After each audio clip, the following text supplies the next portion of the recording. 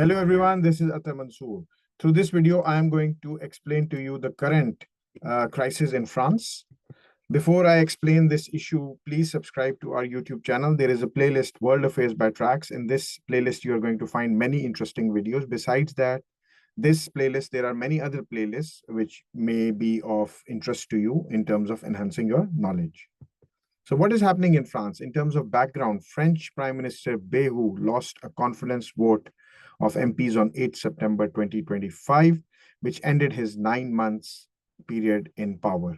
He is the fourth prime minister in 2 years under French President Macron, whose term was overshadowed by political instability. What was he doing? His minority government was actually asking for 44 billion euro budget cut to tackle countries' worsening public debt situation. France is quite bad in terms of its public debt situation. At the start of 2025, the public debt stood at around $3.345 trillion, which is about euros, sorry, which is about 114% of its GDP. This is the third highest public debt in the Eurozone after Greece and Italy, which means that each French citizen is under a debt of around 50,000 euros. The budget deficit of last year was bad. It was about 5.8% of GDP, and it is not going to improve substantially in the current year.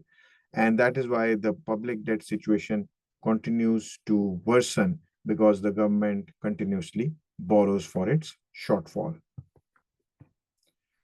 Besides that, France is also faced with demographic pressures, just like other developed countries. There are fewer workers being taxed and more people are banking on or drawing the state pension. Bayrou wanted to slash the deficit by redefining the social programs being offered in France, but the politicians on the left called for tax rises or raise rather than budget cuts. France is now braced for one of its biggest strike days in recent years. Trade unions have united to pressurize the new Prime Minister, Sébastien Lecornu, to rethink budget cuts and act on wages, pensions, and public services. Around 800,000 people are expected to join marches across the country on Thursday, 18th September 2025, which can adversely affect and will definitely affect the education system and transportation infrastructure of the country. About 80,000 people from the police or personnel from police are expected to be deployed to counter the demonstrators. This demonstration or these marches are expected to be the biggest since the demonstrations of 2023, when large number of French gathered on the street when Emmanuel Macron used his executive powers to raise the pension age to 64 without getting a vote in the parliament. So what are the challenges for the new Prime Minister, Sébastien Lecornu? He must address the anger being felt by the French. Since Macron has come into power in 2017, he has maintained a pro-business policy or strategy with tax relief and unconditional assistance to the businesses. People are now not happy with this, and they are now asking the government to be more pro-workers and pro-citizens. Lecornu is facing an added challenge because he's starting with the very low popularity ratings.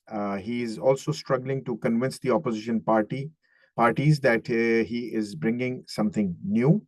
Trade unions are concerned that elements of Bayrou's budget cuts, such as freeze on most welfare spending, could be maintained. Lecornu has only weeks to come up with a budget text and form another minority government. If he has to, he has to avoid any budget being immediately rejected by opposition.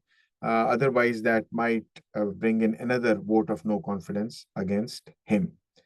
Macron played a gamble last year in 2024 when he suddenly called for snap elections in June 2024, but that did not pay off, and the French parliament is still split between the left, the far right, and the center with no absolute majority.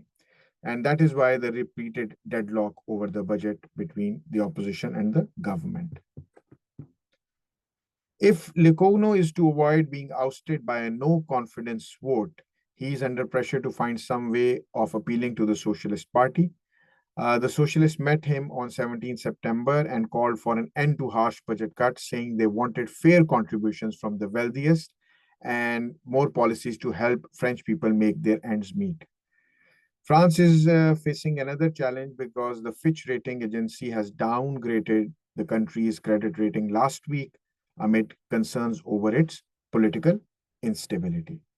Let us see what does Licogno do in the next few days or weeks, and if he is able to sustain this political crisis. Viewers, thank you so much for watching this video. Stay tuned for more. Subscribe to our channel. Join TRACS.